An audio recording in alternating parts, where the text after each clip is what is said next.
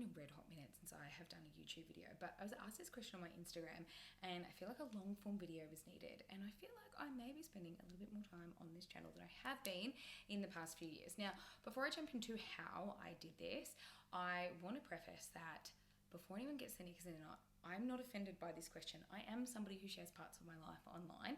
So when I get questions like this, I actually am not offended, but that is because I'm now no longer emotionally connected to numbers that surround my body composition and my weight. Now, if you'd have asked me that 6 or 7 years ago, this would have set me right off, being like, why does she want to know that? What is the reason that she's asking it? But I genuinely believe it's coming from a place of curiosity. And that's a really, really nice place to be.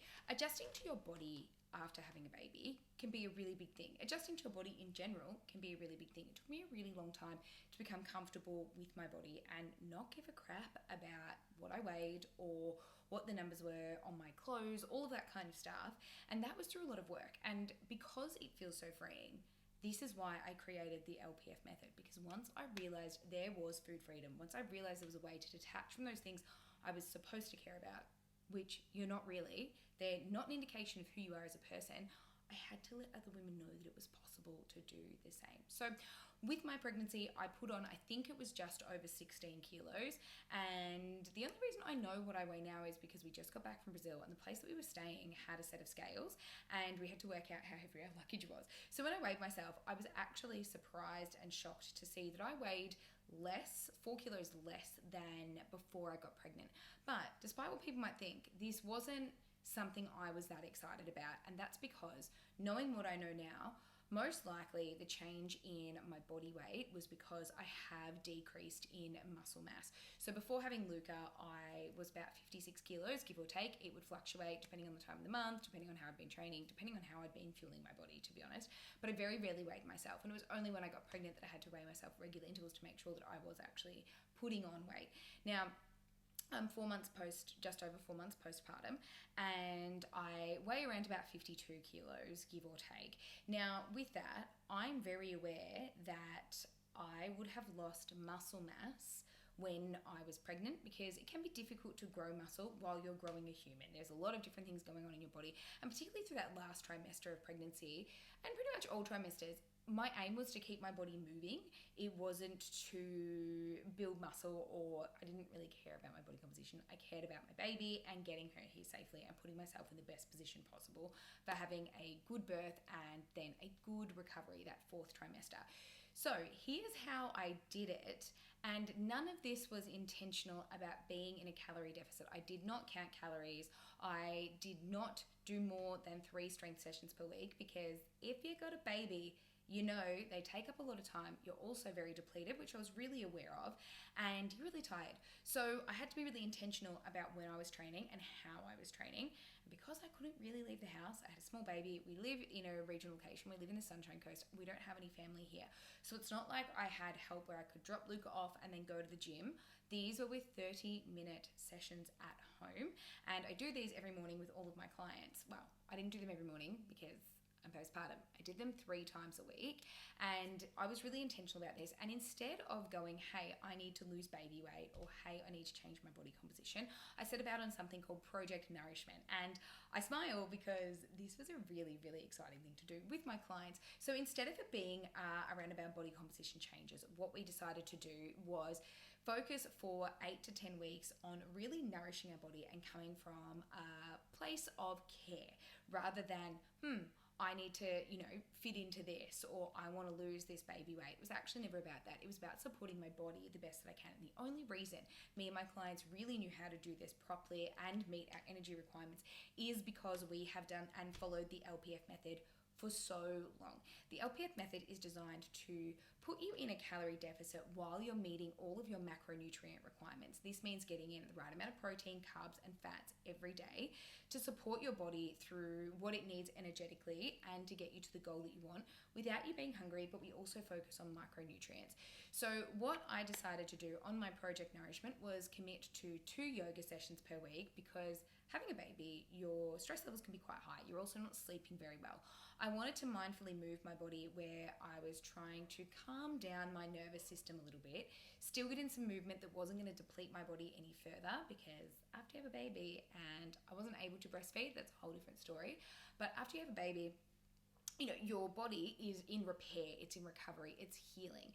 And so from that, then we decided to nominate a few things and commit to a few things that were going to help our bodies feel nourished. So what I decided to do was I cut out sugar, which was something that I'd tried to do and did do towards the end stages of my pregnancy. I decided to opt to get my energy and my carbohydrates, simple carbohydrates in particular, from whole foods, things that might contain more vitamins and minerals and fiber.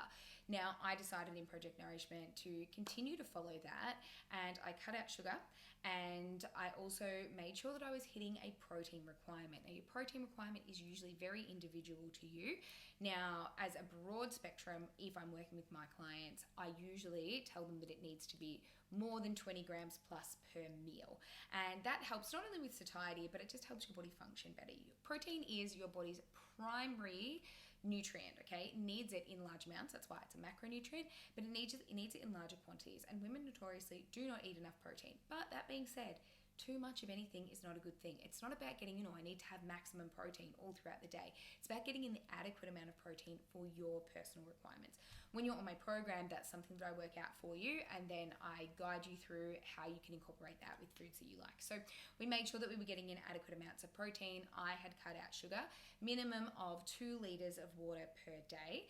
There had to be a mindful movement session. So whether or not that was yoga, I walked. Every day I walk. Now that's partly because Luca likes to sleep in the pram, but also I found it really good for my mental state, regardless of if I'd had a good night's sleep or not. Walking was never really depleting my body any further. It got me out in sunlight. It was good for my circadian rhythm, and it's a nice low intensity steady state exercise. So even when I felt like I was having a hard day, which there were definitely plenty of them, it was enough for me to sort of actually feel good. I still got that endorphin and that dopamine release because I was getting outside and also allowing yourself to be out in nature. Your energy will shift outside of the 4 walls that you're in. When you're at home, you're constantly going to be thinking about, I've got to do this, I've got to wash bottles, I've got to do washing, all these things there. But as soon as you step outside of your house, you can become really, really present, which is really good at bringing down your cortisol levels and helping with the nervous system.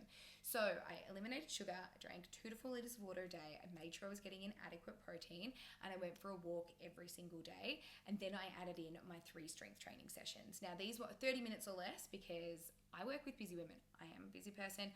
I do not have more time than that, and all of my sessions had to be done from home because, like I said, we've got no family here, so it was really difficult for me to be able to drop Luca away to someone else. It just is not possible on a very regular basis.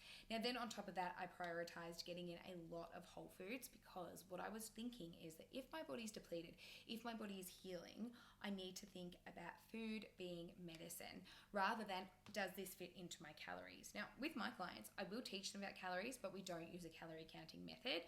I find that sometimes if you don't have the right level of knowledge, then the quality of the calorie that you're getting can differ completely than if you are trying to focus on nourishing your body while eating the right amount of calories for your energy requirements. An example of this, and I often will use this one with my clients, is that say a McDonald's small fries is approximately 200 calories. Somebody may decide they want to consume that every single day on their calorie deficit, and they factor that in. However, if you were to eat, say, 200 calories of Brussels sprouts, or even say something like strawberries, Brussels sprouts, you're going to be eating about 26 of them. I don't know anyone in their right mind. I've never worked with any client that's eaten 26 Brussels sprouts. Your body's going to tell you that you're full way beyond that because they're very cruciferous. They've got a lot of fiber. There's a lot of vitamins, minerals, nutrients, those micronutrients we were talking about. So you're actually going to eat a smaller quantity, which means that you're probably going to eat a smaller amount of calories. Not only that, they're more usable in terms of how your body is going to process and digest them. And your body will probably thrive a lot more if you're eating, say, strawberries or Brussels sprouts, as opposed to eating McDonald's chips just because they fit into your macros. Now, all of that being said, for the 8 weeks that I was doing Project Nourishment, I was really focusing on what my body needs versus what does my mind actually want. Because when you're feeling really tired, when you're feeling a little bit depleted, it can be very easy to want to go for those high energy foods, but that's not what my body needed. It didn't need a really big sugar high followed by a really big crash. I needed something that was going to support my body and my energy levels sustainably throughout the day, because there was lots of different change going on, and particularly because I had decided to move my body pretty mindfully, by the way. I wasn't really focusing on, just because I've had a workout means that I can or should eat this, and this. But what I did was stuck to the basics of the LPF method, which was the original way that I changed my body composition prior to having kids. Like, this was years and years and years ago. And then I developed the LPF method even further, so that's the 12-week program that my clients go on. Now, albeit that is designed to keep somebody in a calorie deficit, but I used the fundamentals of that and then just applied it to Project Nourishment. I was obviously eating in some kind of calorie deficit because my body composition did change. Now, like I said, I did lose, I think, just around about 16 kilos, but we want to talk about what that actually was composed of. So Luca was 4 kilos when she was born, and then you have an extra litre of blood, you've got your placenta, and then you have a lot of other fluid that is within the body. So that is going to dissipate fairly quickly. So the change in your body composition can be quite rapid. But also, once I was eating to my own energy requirements, what we have to talk about is that I had lost muscle. Now, muscle mass requires more energy at rest than when you have body fat mass. And to put this into, like a better perspective, 1 kilo of muscle and 1 kilo of fat, they weigh the same, but the amount of space they take up on the body is considerably different. So a kilo of fat is much, much larger versus a kilo of muscle is much smaller in comparison to that kilo of fat. So while you may not see the scale weight changing, if you are building muscle mass and decreasing body fat percentage, you'll often see that your measurements will actually change. This is something that happens with my clients all the time, but they're really fixated on that number on the scale because they think it needs to be smaller, but that's not necessarily the case. I have a really good image of when I had like my first set of before and afters of where I only changed 800 grams in size. I'm going to put it up here for you, but I only changed 800 grams in terms of weight, but my body composition changed quite a lot. And you can see there's more definition, and I did have more muscle mass. Because I had more muscle mass, I was actually eating more at the end of my program than what I was at the start, because in order to maintain that muscle mass, I required more energy. So now that I am well and truly out of that 4th trimester, back from holidays, I will be trying to build some strength and also increase my muscle mass. So again, towards the tail end of the year, my focus is still not on I need to lose my baby weight, albeit I feel like I've lost most of it, but I feel like I need to gain weight because I want to get stronger. I want to gain some more muscle mass, because that means, 1, I need to eat more food. I really enjoy food, and that's a really nice goal and aim to have. And also, if you want that, defined look, if you want to see the definition of your muscles, the way that you can do that is not just by, I need to just do lots and lots of sit-ups to get abs, or I need to do all these leg exercises to get glutes. In order to see the definition of the muscle underneath, you need to change your body composition. So it's a process of decreasing body fat while building your muscle mass, which means you cannot be in a very, very strong calorie deficit, because it's very difficult, some would say almost even impossible. If your deficit is too low, probably not meeting your protein requirements in order to facilitate that muscle growth. When you are on the program, because I work with you personally, I will actually work out what your calorie deficit is, and often it's much it's much higher than what people expect. They're like, hang on a second, you're telling me I'm going to be eating more food, but I'm going to be losing weight. How does this work? The volume of the food is different because the type of calories that we are going to be having are very, very different. Think back to that McDonald's analogy I was talking about. Small fries, 200 calories, 26 Brussels sprouts, 200 calories. Now, don't freak out. If you were to jump on my program, I'm not going to be like, you have to eat Brussels sprouts all the time. You can't ever eat McDonald's chips. It's all about context and moderation. And not everyone enjoys Brussels sprouts, but that's just the example that I often give. I will work with you personally. So I work with the foods that you like and dislike, because not everybody wants to, well, some people are vegetarian, some people are vegan, some people don't, or they've got allergies, or there's reasons why people don't want to eat certain foods. I would never force anyone to eat things that they don't like. I also have a lot of clients in the UK, and often they're like, please don't take away my tea or coffee. And I was like, I know better than that, my friend. My program and the method that I use is all about being flexible and eating for life, because you still want to enjoy food. There's a really, really big emotional and social connection to food, But being able to have that emotional connection to food where you know that it brings you joy and you know you're having it in moderation and in context is very different to emotional eating, or being like, oh, I'm so tired and because I worked out today, I'm going to eat a whole pizza. I feel like that's going to work out. That's not nourishing your body. And that's where the underlying foundations of the LPF method are, is that it's all about nourishing your body.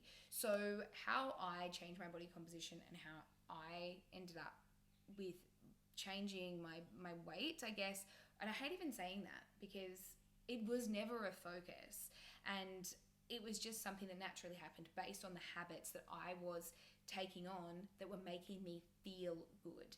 And I always say, focus on how it feels, not on how it looks, because when you focus on how it feels, the intention behind why you're doing something is very different. So my intention for walking was for my mental health. My intention for staying hydrated was so that I could go to the toilet regularly. All these different things happen to your body when you get pregnant and when you have a baby, and I was having trouble having evacuations. It was very, very painful, and it's because I wasn't drinking enough water, and I do eat a lot of whole foods, so there was a bit of fiber going on. So my aim for drinking water wasn't to fill me up in between meals, it was to make sure that I was going to the toilet on a regular basis. My protein requirement was because my body needed that to function optimally, and then eating all of the whole foods was because I wanted to get in lots of micronutrients to begin to repair my body from coming back from that state of depletion. And now, having done that and having Project Nourishment, I'm actually going to make that into a different course to my LPF Method 12-week program, because I believe that there is a big space for that. If you are somebody who wants to come from, I don't want to change my body composition because I want to, lose weight, so to speak, but I want to learn how to nourish my body from the inside out. And as a byproduct, your body composition will change. Now, I enjoy strength training and I enjoy feeling strong. It's also really good for my mental health, which is why I included my 3 strength training sessions. Again, they were only 30 minutes or less, and they were done from home for convenience and just because that's what fit in. Now, with that, making sure that I was consuming that adequate protein really meant that I am going to be able to start building some more muscle mass up. So I do expect the weight, the number on the scale to change, but I probably won't know because I don't own a set of scales. The numbers that I would use as data collection are generally just done by measurements, which is what I get my clients to do. They don't have to weigh themselves if they don't want to, albeit having another data point can be helpful at letting you know cyclically what's happening within your body when you've got different hormones, different stages of your cycle, things like that.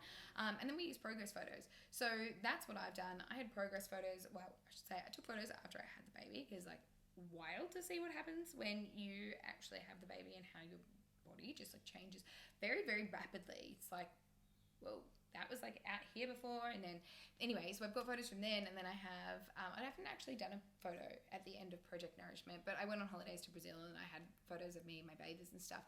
And yeah, I was surprised to see the changes in my body composition naturally happen. But sure, things are different in my body. It's much softer than what it was beforehand. I was really strong and I was doing weightlifting and things like that, and I had a really sort of perky round bum. Nowadays, everything's kind of just a little bit lower. I'm not mad about it because I look at my body very differently, not just because I've had a baby, but because as I've gotten older, instead of that conditioning that I had when I was in, say, my early 20s, where I hated my body and that was the motivation for wanting to change it, having learned the process, and the process that I instill on the LPF method is that we focus on how things feel. And as we do that, naturally, things may shift and change within your body because the intention behind why you're doing something is different. So while my body has changed, it's not like, hey, I need to do this, this, and this in order to feel good about myself. I feel good about myself because I know how to nourish my body. And I know that when I'm doing something, I'm doing it with a positive intention. And a lot of my clients will say that is why things feel so good. It's like when I go on holidays, I want to move my body. It makes me feel good. I want to eat the whole foods, and then I want to sprinkle in the soul foods because they make me feel good, versus, I want all of the soul foods because I'm feeling negative or because I've had a bad day. Everything is about the context and the nuance. And I felt like I really wanted to make this video because a lot of people, if I was to post this question, I will on Instagram because it was something that somebody wanted to know the answer to. A lot of people will message me and they will say, I can't believe somebody asked you that. It's really rude to ask about your body. It's really rude to ask somebody their weight. And it can be when you're not in the right mindset, or potentially when you don't have a good relationship with your body or with food. Those particular questions can sometimes be very triggering and it can cause people to be very defensive. I'm in a different place than what I was, say, 10, 15 years ago. And I want to believe that when people are asking questions, that it's coming from a place of curiosity and they're doing it with good intentions. And sometimes it can be really good to hear that this doesn't offend me, this question doesn't offend me at all. And I'm happy to let people know how I did something, because I would love people to undertake the same method. Instead of punishing your body because you don't like the way it looks, think about nourishing your body because you want to feel good.